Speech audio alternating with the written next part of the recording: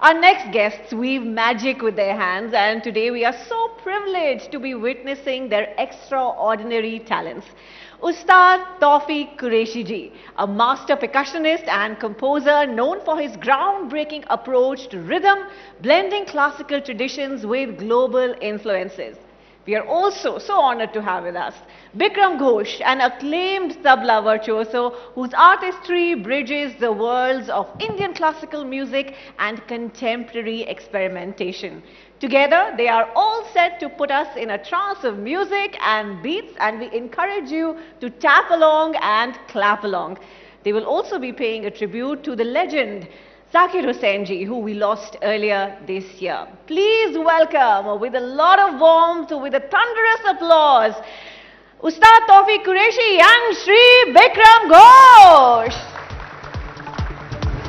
And let's also welcome ABP's Rumana Isar Khan to chair this session.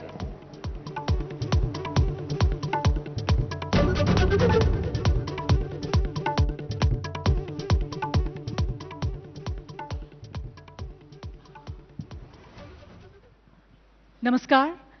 ABP network का ideas of India का ये मंच है और इस मंच पर इस वक्त मेरे साथ जो दो खास दिग्गज संगीतकार मौजूद हैं, उनके तारुफ की आप सबको मुझे कराने की ज़रूरत नहीं, क्योंकि आप सब जानते हैं कि ये वो जादूगर हैं जिनकी उंगलियों में जादू है। लेकिन इन दोनों की एक और पहचान है, और वो ये कि इन दोनों की शख्सियत में ताल, लय, रोम रोम में बसा हुआ है। जरा एक बार जोरदार तालियां हो जाएं दोनों महान संगीतकारों के लिए।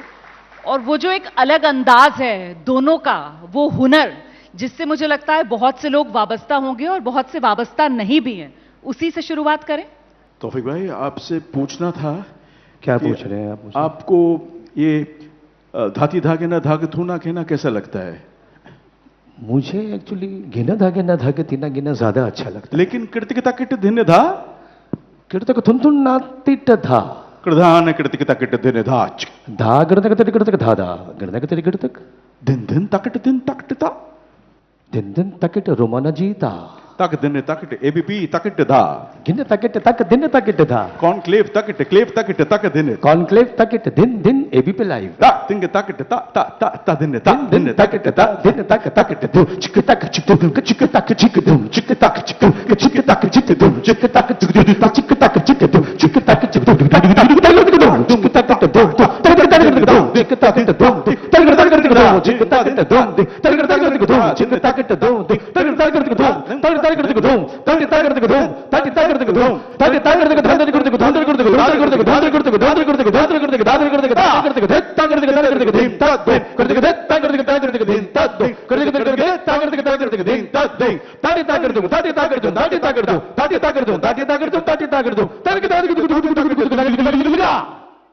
तालियां। अब आप समझ गए होंगे कि ये सेशन कैसा रहने वाला है, क्योंकि अभी जो आपने हुनर देखा वो सिर्फ एक ट्रेलर था। पिक्चर अभी बाकी है दोस्तों, और पिक्चर अगर देखनी है तो जरा एक बार फिर से जोरदार तालियां दोनों गुरुओं के लिए।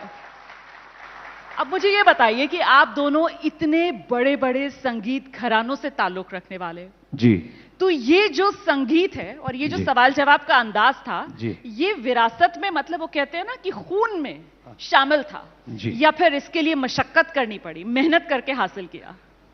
पहली बात तो मैं ये आप सबसे बहुत मैं शुक्रगुजार हूं कि मुझे आज एबीपी लाइव पे इस समिट में मुझे बुलाया गया है, आइडियाज ऑफ इंडिया। मैं बहुत बहुत शुक्रगुजार हूं, आई एम वेरी ऑनर्ड। और दूसरी बात ये है कि जो अभी हम लोगों ने किया, ये हमारे घर में रोज चलता रहता था। ये हमारे अम्मा और अब्बा के बीच में भी ये बातें ऐसी ही होती थी। समझ लेते थे, समझ में आ जाता था। बिल्कुल बिल्कुल, हमारी अम्मा को भी समझ में आ जाता था कि हमारे अब्बा क्या कहना चाहते हैं। वो इसी भाषा में बात करते थे। बट मैं बहुत शुक्रगुजार हूँ कि मेरा जन्म एक ऐसे परिवार में हुआ कि जहाँ उस्ताद अल्लाह रखा और उस्ताद जाकिर हुसैन थे। तो मैं ये जो चीज़ें आपने देखी हैं, ये हम लोगों को मेहनत से तो मिली है, लेकिन थोड़ा हमें ये विरासत में भी आ गई है, ये हमारे जीन्स में भी ये चीज़ थी। तो शायद हम इसको और अच्छे से समझ पाए और इसको और अच्छे से हम लोग कर पा रहे हैं। बिल्कुल बिल्कुल तौफीक भाई, ऐसा है कि देखिए, जब विरासत में कुछ मिलता है तो उसके साथ बड़ा रिस्पॉन्सिबिलिटी आता है, क्योंकि सारे जो बच्चे हैं बड़े उस्तादों के, वो सारे सक्सेसफुल नहीं होते। तो वो जो एक टेंशन रहता है, वो एक बर्डन भी हो जाता है। कभी कभी आपको लगता है कि होगा क्या नहीं होगा। और मेरे साथ तो पहला जो 5 साल था, 6 साल था, इट वाज वेरी डिफिकल्ट, क्योंकि सब पिताजी के साथ कंपैरिजन चलता था। तौफीक भाई के साथ भी हुआ होगा यही चीज़। और आहिस्ता आहिस्ता आपको अपना जो आवाज़ है, आपके अपने साज का जो आवाज़ है, वो मिलने लगता है। And you find and you discover it. और ग्रेजुअली वो कभी कभी वो दिन आ जाता है कि आपको भी लोग पहचानने लगे, आपको भी लोग बोलने लगे कि वाह, आप भी अच्छे बजाते हो। But it's never without the grace of the gurus. तो we are very grateful that जो भी आज मिला है वो गुरुओं के आशीर्वाद से मिला है। बिल्कुल बिल्कुल। तो क्या, जैसे अभी कहा, हम लोग तो बचपन में रेंगते रेंगते उसकी सांस की तरफ हमारा अट्रैक्शन होता था, और जाके हाथ मारना, पैर मारना, और वही क्या, कुछ भी चीज़ हाथ में आ जाती तो हम लोग शुरू कर देते थे अपना ताल की कहानी। जी, मैं बिल्कुल उसी पर आना चाह रही थी कि जी। आप लोगों ने तो मतलब जैसे कहते हैं ना कि मछली के बच्चे को कोई तैरना नहीं सिखाता, तो उसी तरीके से घर में जब आंख खोली तो कान में सबसे पहले वही तबले की आवाज आप लोगों की पड़ी। बिल्कुल तो बिल्कुल। आपको खुद, दोनों से ही मेरा एक सवाल है कि आपको खुद कब लगा कि हाँ यही मेरी कॉलिंग है? देखिए, एक पहले छोटा सा एक मेरे जिंदगी का कहानी आपको बताते हैं कि मेरे पिताजी फर्स्ट जनरेशन तबला प्लेयर थे। तो उनको लगा था कि बच्चे को बिल्कुल तबला बजाना है। अच्छा। जो भी करे इनको बजाना है। तो वो क्या करते थे, जब मेरा आई वॉज लिटरली क्रॉलिंग, तब मुझे एक तबला के चक्रव्यूह में डाल देते थे, चारों तरफ तबला। और उनको ये लगता था कि अगर मैं कैसे भी पहुंच जाऊं, उससे निकलना चाहूं, तो कहीं ना कहीं थाप मारूंगा और उस थाप से मुझे अट्रैक्शन हो जाएगा और मैं I will fall in love with the instrument. और वही हुआ। लेकिन देखिए, इसके बाद जो जर्नी होता है, that journey is a very difficult journey, arduous है, क्योंकि ये साज मुश्किल साज है। आपको इसके साथ जुड़े रहना है, रियाज करना है, सीखना है, इसको डेवलप करना है। तो it is a very complicated matter. But गोल ये है कि इसको सिंप्लीफाई करके कैसे पेश किया जाए। अभी हम लोगों ने जो किया आपके सामने, ये एकदम सिंपल लगा, लेकिन इसके अंदर 30 साल रखा हुआ है। बिल्कुल। तो इस पर मैं आऊंगी, लेकिन सर मुझे आप ये बताइए कि जैसे नॉर्मल मिडिल क्लास के लोग जो अपने बच्चों को बहुत काबिल बनाना चाहते हैं, उनकी काबिलियत दिखाना चाहते हैं, तो घर में कोई मेहमान आ जाता है, छोटा सा बच्चा होगा, हमारे बेटे को तो 25 का टेबल आता है, सुनाओ बेटे, ठीक है, हमारे बेटे ने तो वो पोयम याद कर रखी है, सुनाओ बेटे। तो यहाँ तो मामला संगीतकारों के परिवार का था। तो जब बेटे थोड़े थोड़े बड़े हो रहे थे, तो बेटे साहब की काबिलियत दिखाने के लिए जब घर में मेहमान आया करते थे, तो फिर क्या फरमाइशें होती थी? नहीं, देखिए, म्यूजिशियन घरानों में ये ज़रूरी नहीं कि ऐसी नुमाइश हो कि देखिए मेरे बच्चे को, देखिए वो कैसे बजा रहा है, क्या कर रहा है। वो हम लोग जो आते थे ना, वो खुद ही पूछते थे, अरे तौफीक तुम क्या बजा रहे हो, जरा बजा के सुनाओ। सुनाना पड़ता था। तो भाई फिर अब्बा जी बोलते थे, अच्छा बेटा वो कायदा सुना दो, ये कायदा सुना दो। इस मामले में मैं आपको एक किस्सा बताता हूँ। बहुत साल पहले की बात है कि मेरे पिताजी ने सिखाना शुरू कर दिया। जब वो 70s क्रॉस कर गए, 72, तो उन्होंने थोड़ा सा अपना लाइफस्टाइल चेंज किया, बाहर ट्रैवलिंग करना कम कर दिया, बजाना भी, और सिखाना शुरू किया उन्होंने। वैसे सिखाते तो वो बहुत पहले से थे, बट वो प्रॉपरली एक स्कूल जगह पे लेके, तो एक महाशय आए उनके पास और उन्होंने कहा कि ये मेरा बच्चा बजाता है, बहुत अच्छा बजाता है। तो अब्बा जी ने कहा, अच्छा ठीक है, इसको ज्वाइन करा देता हूँ, मैं चाहता हूँ कि आप उसको सुने ज़रा। तो बोला ठीक है। अच्छा, वो बेचारा 8-9 साल का बच्चा था, बजाया, अच्छा हाथ था उसका। तो मैं भी बैठा था साथ में, तो मेरे अब्बा जी ने कहा इसको स्कूल में दाखिला दे दो, नाम लिखा दो इसका। तो अगला सवाल जो था उनका, वो कह रहे हैं, बोले हाँ साहब, मेरा बच्चा जाकिर भाई जैसा कितने सालों में बजाने लगेगा? ओफो। तो मेरे अब्बा जी ने मेरी तरफ देखा, बोले देखिए ये है, इससे बड़ा भी एक है, मुझे ये नहीं पता कि ये कब उसकी तरह बजाएंगे, तो आपके बच्चे के बारे में मैं क्या बोल सकता हूँ। आपसे तो नहीं कहा गया रहने दो, नाम काट दो इसका? नहीं, ऐसा नहीं कहा। कुछ लोग बड़े वो रहते हैं, तो क्या है, नुमाइशी क्या है, हम लोग तो मतलब, और हमारे इसमें ऐसा होता था कि कोई आता था ना, तो हम खुद इतने उत्सुक होते थे किसी को सुनाने के लिए, अरे अब्बा जी ने हमें ये सिखाया, ये चक्करदार आप सुनिए। मेरे साथ एक बहुत इंटरेस्टिंग किस्सा है कि मेरा जब 9 साल उम्र था तो मैंने पहला कॉन्सर्ट किया अपना। 9 साल की उम्र में? 9 साल की उम्र में। तो चाइल्ड प्रोडिजी आप। एडल्ट ट्रेजिडी नहीं है ये, बड़ा अच्छी बात है। जरा तालियां हो जाएं। 9 साल की उम्र में पहला कॉन्सर्ट। जी नहीं, लेकिन सुनिए क्या हुआ फिर। 9 साल की उम्र में मैंने बजाया और काफ़ी लोग थे, अच्छे लोग थे, म्यूजिशियंस थे, so maybe 100-150 people were there. और सबने सुन के बहुत बोला कि अरे वाह, बच्चा क्या बजा रहा है और क्या बजा रहा है। पिताजी को बोला आपका बच्चा क्या बजा रहा है। घर आए और मेरी तरफ ऐसे देखे, ऐसे हिज आईब्रोज वर बेंट, और बोले अब 10 साल नहीं बजाने का है। अरे, क्योंकि उनको लगा कि अभी इससे लगाव हो जाएगा, ये जो प्रशंसा है, जो तारीफ है, इससे लगाव हो जाएगा और रियाज नहीं करेगा। तो 10 साल बंद करा दिया मेरा, मैंने बजाया ही नहीं कहीं 10 साल में। उसके बाद स्ट्रेट 19 में बजाया। देखिए ये जो होती है ना, ये गुरु की सच्चाई है। ये गुरु की सच्चाई है कि वो उन्होंने सोचा कि नहीं, इसको अभी से ये आदत नहीं होनी चाहिए। जैसे बहुत साल पहले मैं जब 18-19 साल का था तो मैंने कॉन्सर्ट बजाया एक सरोद वाले के साथ। तो बाद में मैंने घर पे आके पूछा मेरे पिताजी से, मैं अकम्पनिस्ट था, तो मैंने पूछा अब्बा जी आपको कैसे लगा। बोले तुम अकम्पनी कर रहे थे कि सोलो बजा रहे थे। मतलब अकम्पनीमेंट का एक अलग एक उसकी एक अलग डिसिप्लिन होती है। आप ऐसे बजा रहे हो कि जैसे कि आपका सोलो है। ये सच्चाई एक गुरु ही किसी को बता सकता है, ये बहुत ज़रूरी है। तो जैसे आपने कहा, हमारे घर में, इनके भी और मेरे भी घर में, एक सच्चाई से बताया जाता था कि तुम्हें क्या सीखना है, तुम्हें क्या बजाना है। तो सच्चे कला के साधक थे और ऐसे माहौल में आप लोगों की परवरिश हुई। लेकिन साथ ही साथ जिम्मेदारी और एक तरीके का दबाव भी कि साहब उस्ताद अल्लाह रखा खान घर में मौजूद हैं, उस्ताद जाकिर हुसैन साहब घर में मौजूद हैं, शंकर घोष साहब घर में मौजूद हैं। तो फिर वो एक एडेड प्रेशर वो भी महसूस हुआ? एक्चुअली मुझे तो नहीं महसूस हुआ, क्योंकि हमारे घर में हमें हमेशा एनकरेजमेंट ही मिली है और एक डिसिप्लिन भी था, there is no doubt about that. लेकिन मैं जैसे जैसे बढ़ने लगा ना, मैंने not due to any pressure, मैंने क्या देखा कि मेरे घर में जो संगीत हो रहा है उसका A to Z अभी मेरे लिए ख़त्म हो गया है। कैसे? A फॉर अल्लाह रखा, Z फॉर जाकिर हुसैन, हो गया ना, ख़त्म हो गया। अभी नया क्या करना है मुझे? अगर किसी के सामने आना है, मैं ये चाहूँ कि लोग मुझे पहचाने, तो मुझे अपनी एक अलग भाषा बनानी पड़ेगी या एक अलग माध्यम बनाना पड़ेगा। तो बहुत अर्ली इन माय लाइफ मैंने ये एक सोच लिया कि नहीं, ये साज मैं बजा सकता हूँ, लेकिन मुझे इस पे जो मेहनत करनी है वही मेहनत मैं किसी और जगह पे करके अपनी एक अलग जगह बनाने की कोशिश करूं। तो मैं फिर उसमें लग गया। तो ये प्रेशर की वजह से नहीं है, ये सिर्फ इसकी वजह से कि मुझे लगा कि नहीं, मुझे अपनी जैसे एक होता है ना कि भाई कोई अपनी एक अलग लकीर खींचनी है। कैसे होता है कि कोई शादी करता है तो सोचता है नहीं, मैं अपने पेरेंट्स के साथ नहीं रहूंगा, मैं अपनी जिंदगी खुद बनाऊंगा, मैं अपना घर खुद बनाऊंगा। इसका मतलब ये नहीं है कि उसको उसके पेरेंट्स घर से निकाल रहे हैं, वो ये है कि भाई मैं अपनी जगह इस दुनिया में अपना एक स्थान बनाना चाहता हूं। तो कभी भी प्रेशर मेरे ऊपर तो नहीं था। जी आपके ऊपर?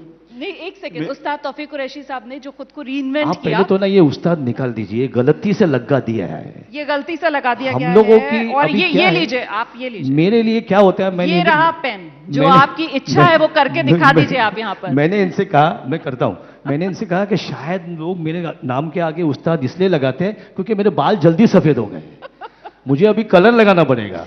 तो आप नीचे कह रहे थे ना कि तो ये कलर मैं यहीं लगा देता हूँ। ये चालू है पेन? जी जी बिल्कुल। इस पे ये नहीं चाहिए हमें, बस सिर्फ तौफीक कुरैशी। मैं आपको बताता हूँ मेरा नाम किसने रखा है। मेरे घर में उस्ताद जाकिर, उनको मैं उस्ताद बोल सकता हूँ, उनका नाम और मेरा नाम एक बहुत बड़े गायक ने रखा है जिनके साथ हमारे अब्बा जी बहुत बजाया करते थे। उनका नाम था उस्ताद बड़े गुलाम अली खान साहब। तो उन्होंने मेरा नाम रखा, तो उनको रिस्पेक्ट देते हुए मुझे सिर्फ तौफीक कुरैशी बोलिए। और कुछ यही हाल विक्रम सर का भी है, वो भी कह रहे हैं कि उनके नाम में पंडित नहीं लगेगा और नहीं, इसीलिए उन्होंने वो नहीं लगवाया। और शायद हम लोग तरीका है रीइन्वेंट करने का। नहीं, देखिए हम लोग का जो हमें वी थिंक कि हमारा जो टीजी है वो बड़ा यंग है। We want youngsters to also follow us and enjoy our music, क्योंकि हम नहीं चाहते कि हम ऐसे पेडेस्टल पे खड़े हो जाएं कि वहाँ अनरीचेबल हो जाए। तो और नाम ही काफ़ी है, it is not important to have a prefix. I would like to answer your question about the burden. जी. मेरे साथ अलग था. अच्छा. मेरे साथ बर्डन था, काफी जबरदस्त बर्डन था, क्योंकि मैं तो तबला ही बजा रहा था. और तबला बजा रहा था जब शुरुआत में आफ्टर 19 में शुरू किया, जब प्रोफेशनली बजाना, तो मुझे एक किस्सा तो याद है कि मैं एक तबला सोलो बजाया और ऑडियंस ऐसे थे कलकत्ता में, और आफ्टर द सोलो एक एल्डरली जेंटलमैन उठ के सीट से, और ये कलकत्ता में होता भी है, सीट से खड़े होके बोले कि बहुत अच्छा हुआ लेकिन पिताजी जैसे नहीं हुआ. So in the hall, in amidst everybody ये हुआ. तो I came back very dejected, और पिताजी को मैंने बोला कि ऐसा हुआ. तो पिताजी ने खुद मुझे बोला कि यू नो ये क्यों हो रहा है, क्योंकि तुम मुझे कॉपी कर रहे हो. तुम मुझे कॉपी करोगे तो कभी तुम्हारा अलग अस्तित्व नहीं होगा. आपको अपना वॉइस तबले में ढूंढना है कि आप हो कौन. विक्रम घोष कौन है, वो अगर शंकर घोष के कॉपी है तब नहीं बनेगा बात. सो वहां से एक जर्नी चालू हुआ, जो कुछ 4-5 साल बाद people started recognising me for the style I was playing, क्योंकि उसमें कुछ फर्क मैं लाया. तो it is always a tricky matter being a child of a great father. ये सरल बात नहीं है. तो आपने बिल्कुल बजाने का जो अंदाज था उसको तब्दील किया, वहां पर खुद को रीइन्वेंट किया. और सर आपने तो तबले की बजाय वो इंस्ट्रूमेंट जो आप देख रहे हैं ना, जिस पर पर्दा डला हुआ है, अफ्रीका का जेम्बे है. हाँ, अभी पर्दा हटेगा, और जब वो पर्दा हटेगा तो आपको पता चलेगा कि किस तरीके से सुरों का जादू उसमें से निकलेगा. बता दीजिए जरा पहले उसके बारे में. जी जी, मैंने सोचा कि ये एक साज ऐसा है कि जिसमें जो मैंने मेरे पिताजी से सीखा है वो मैं इस पे ट्रांसपोज कर सकता हूँ. बिकॉज कैसा है ना कि हमें 3 फ्रीक्वेंसीज लगती हैं, बेस, मिड्स, हाइज. वो इस जेम्बे में वो है, तीनों फ्रीक्वेंसीज मुझे मिलती हैं. तो जैसे मैंने कहा, मेरे लिए एक्चुअली मैंने तो सोचा यही था कि मैं अलग रास्ता ले लूँगा, लेकिन मैंने ये रियलाइज किया रोमाना जी कि ये रास्ता मेरे लिए ज़्यादा मुश्किल था. बिकॉज इस पे मुझे पूरा ट्रांसपोजिशन करना था ना. धा कैसे बजेगा, धिन कैसे बजेगा, ता कैसे बजेगा, तिरकट कैसे बजेगी. तो ये पूरा ट्रांसपोजिशन करने में मैं सोचते लगा कि शायद मैंने खुद ही अपने पैरों पे कुल्हाड़ी मार दी. लेकिन चलिए, वो क्या है ना, God helps those who help themselves. तो उसका मदद मिला, अब्बा जी का आशीर्वाद था कि मैं इसके पीछे लग गया, और बस आज आपके सामने हूँ ये साज लेके. क्या बात है, सिफर से सफर की शुरुआत की और देखिए आज किस बुलंदी पर हैं सर. लेकिन जिस बात का जिक्र आप दोनों कर रहे थे, ये जो नाम से उस्ताद काट दिया गया है आप सबके सामने, और वहां तो पंडित लगाने ही नहीं दिया गया है पहले ही, तो ये एक जुड़ाव जो आप आज की जनरेशन के साथ कर रहे हैं, मेरे ख्याल से इसमें वो रिदम, वो लय, वो ताल जो दिल से निकलती है और फिर वो दिल को छूती है, जरा वो हो जाए. देखिए, मैं आपको एक बताना चाहता हूँ, ये वाला माइक ऑन करें. ऑन कीजिए. ये वाला. नदीम touch. भाई, कॉर्डलेस दूसरा ऑन कीजिए. हाँ जी, ये माइक ले सकता हूँ. Switch on the touch please. ये दिल की धड़कन जो है, और हम लोगों का मानना ये है, हम दोनों का और मेरा ही क्या, जितने भी रिदम वाले नदीम, मानना यही है कि जो रिदम है वो हमारे अंदर रहता है. हमारे अब्बा जी हमें हमेशा कहते थे कि पहले कोई भी चक्करदार, कायदा, तिहाई याद कर लो, और बजाने से पहले अपनी सांसों में उसे महसूस करो. अच्छा. अपनी सांसों से वो निकालने की कोशिश करो, वो सांसों में बस जानी चाहिए. तो हम यही फील करते हैं कि जो लय है, जो ताल है, नदीम, वो नदीम जी ये दूसरा भी ऑन कर दीजिए. हाँ, ऑन कर दिया है जी. Nadeem, can you switch on the touch mic please. हाँ, वो टच माइक उनका ऑन कर दीजिए. ऑन कीजिए. जो it's on. It's not. So हम जैसे आपने On कहा नहीं कि है. जैसे दिल की धड़कनों में और सांसों में हम ताल को, महादेव लय को की बोलो. महसूस करते हैं. तो दिल की धड़कनों में तो वो बताएंगे कैसे महसूस करते हैं, मैं सांसों में कैसे महसूस करता हूँ. इसका एक उदाहरण मैं आपके सामने देता हूँ. और मैं ये कहना चाहूँगा कि ये जो चीज़ है, ये सबसे पहले मेरे बचपन में मैं देखता था, पंचमदा का कुछ भी गाना आता था, दुनिया में लोगों को, तो मैं इस गाने से इतना प्रभावित होता था कि दिन भर मैं घर में यहाँ से वहाँ भागता रहता था ऐसे करते हुए. तो उसका मैंने सोचा, जब मैं बड़ा हुआ तो मुझे समझ में आया, तो मैंने सोचा कि क्यों ना इसको ऐसा किया जाए कि इसी से एक लय बने, एक ताल बने। तो एक सांस से दूसरी सांस जुड़ती है और एक ताल बनता है। जिंदगी की ताल। जिंदगी की, I call it the rhythm of life.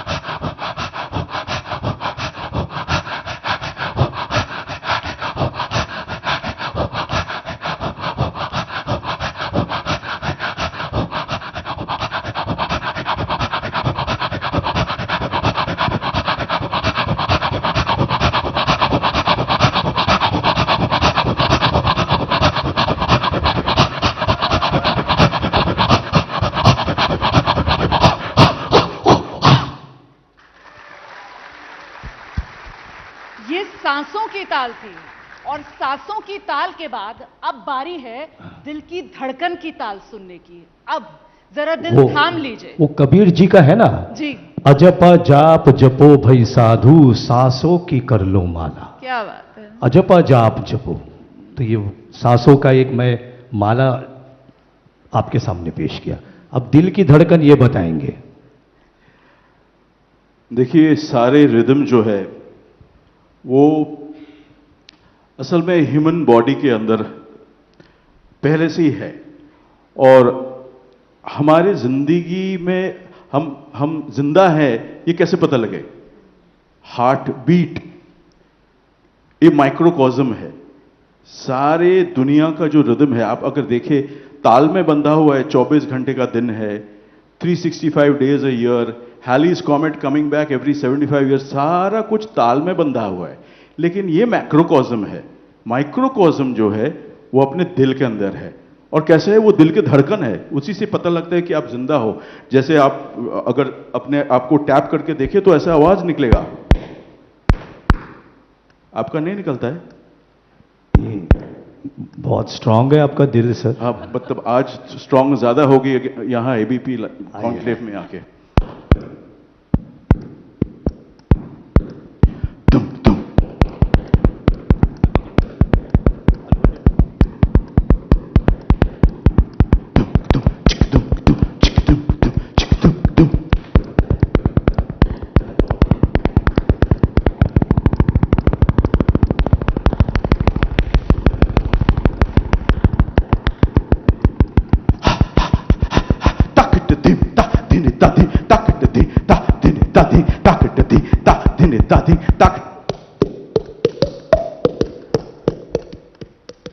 अब पकड़िए।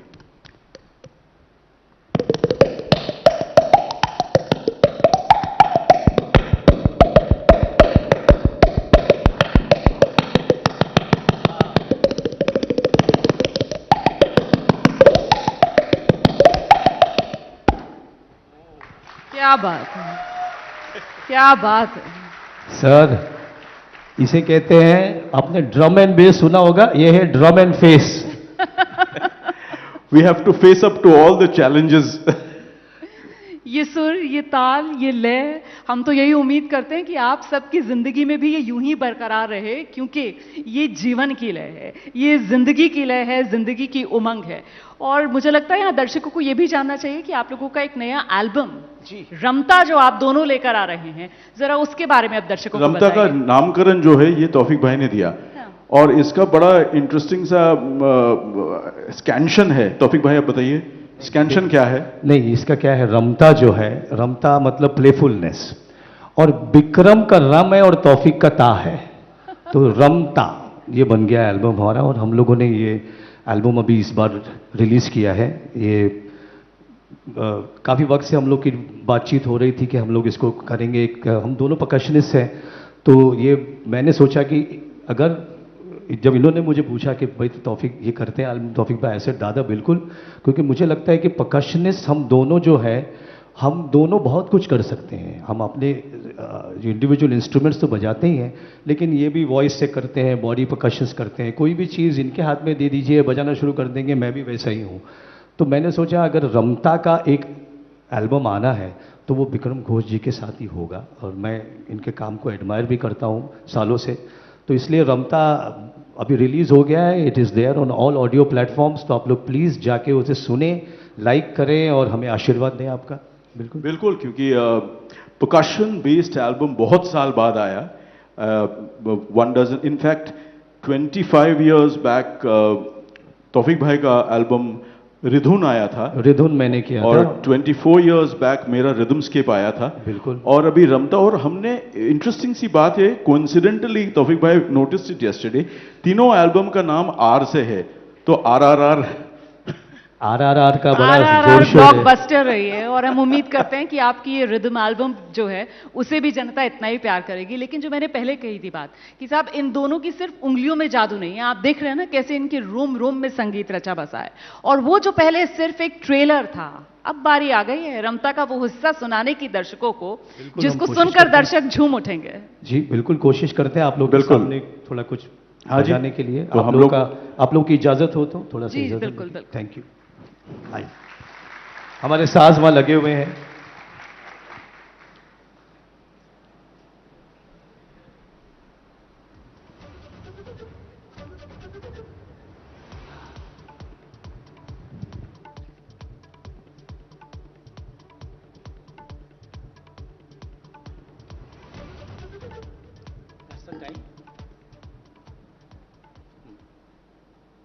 सर दादा वो टाइम जितना है उतना ही बजा दें। ठीक है, चलिए स्टार्ट।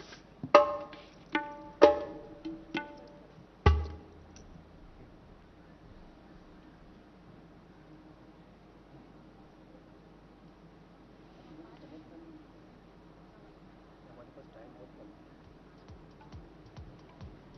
बोलिए हम लोग शुरू तो हम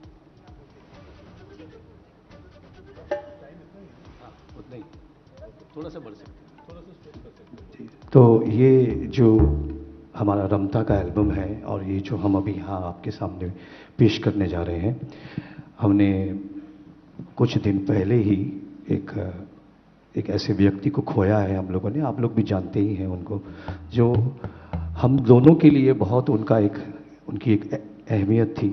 मेरे लिए, हम दोनों के लिए क्या, जो ताल से जितने भी कनेक्टेड लोग हैं, जो म्यूज़िक से कनेक्टेड है, उन सब के लिए उनका बहुत एक महत्वपूर्ण रोल रहा है ज़िंदगी में सबके, और वो है हमारे बड़े भाई साहब उस्ताद जाकिर हुसैन साहब। तो ये जो हम अभी बजा रहे हैं ये उनको हम समर्पित करते हैं, समर्पण। हमारा रमता का एल्बम भी उन्हीं को समर्पित रहेगा और है, और ये जो अब हम अभी आपके सामने पेश कर रहे हैं ये भी उन्हीं को समर्पित है। तो उनको याद करके हम थोड़ा सा बजाते हैं। Could I have some low end on the baya, a little level of the baya? House में दीजिए और मॉनिटर में भी दीजिए, और थोड़ा।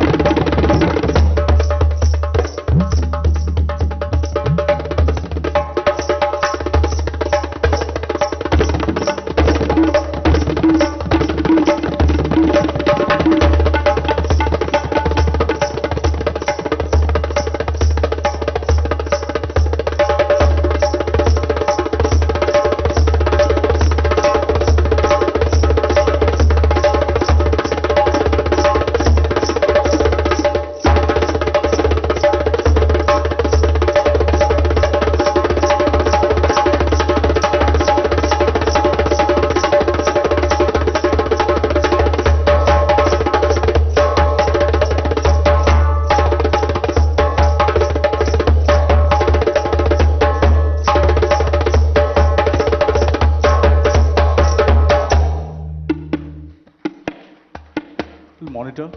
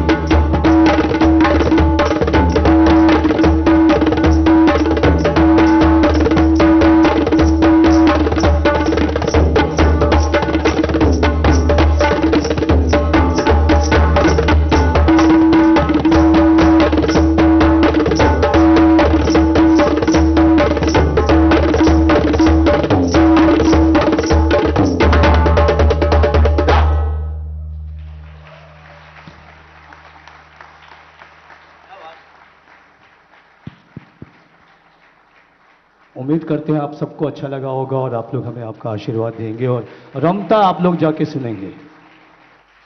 बहुत बहुत शुक्रिया आप दोनों का। और वाकई में उस्ताद जाकिर हुसैन साहब के लिए इससे बेहतर समर्पण उनको और अर्पण नहीं किया जा सकता था जो इस जोड़ी ने अपनी शानदार जुगलबंदी के जरिए किया है। बहुत बहुत शुक्रिया आप दोनों का। Thank you so much. Thank you so much for being such a wonderful audience. Namaskar. Thank you, ABP Conclave. Thank you so much gentleman. तालियां सब कुछ कह सकती हैं, मुझे कुछ कहने की जरूरत ही नहीं है। रोम रोम में सांस सांस में सुर आज हमने अपने सामने देख लिया है। Thank you very much Romana as well. Pushan Chakraborty ji से दरख्वास्त करूंगी to join us on stage as well as Abhijit Kumar GM Adani group. Kindly join us on stage so we can present our maestros with a token of our gratitude. Thank you so much for being here today.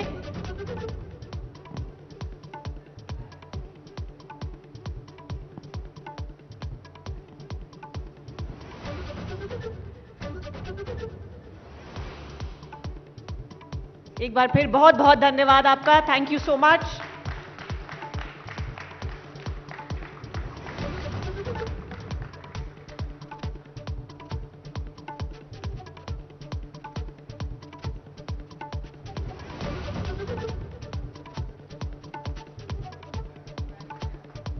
Certainly a session to remember. Thank you very much.